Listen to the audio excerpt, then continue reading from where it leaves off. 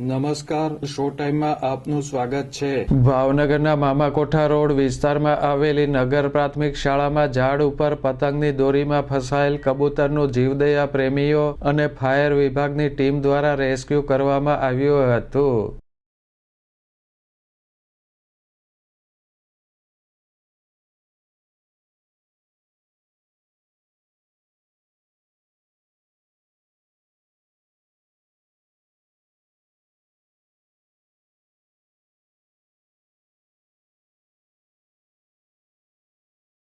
Mamakotha road પર આવેલ અંબિકા શાળામાં ઝાડ ઉપર 70 ફૂટની ઊંચાઈ પર એક કબૂતર પતંગની દોરીમાં ફસાયું હતું।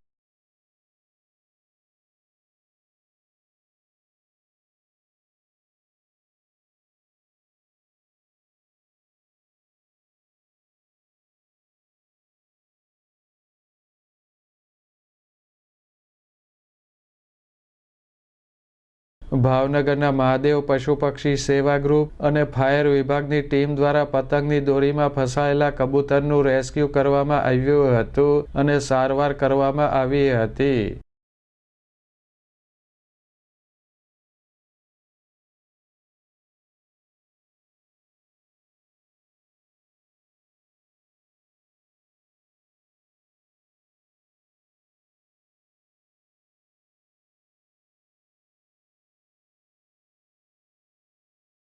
ઉત્તરાયણ પર્વમાં પક્ષીઓને ઈજા ન થાય તે માટે તકેદારી રાખવા જીવદયા પ્રેમીઓ દ્વારા લોકોને અપીલ કરવામાં આવી છે।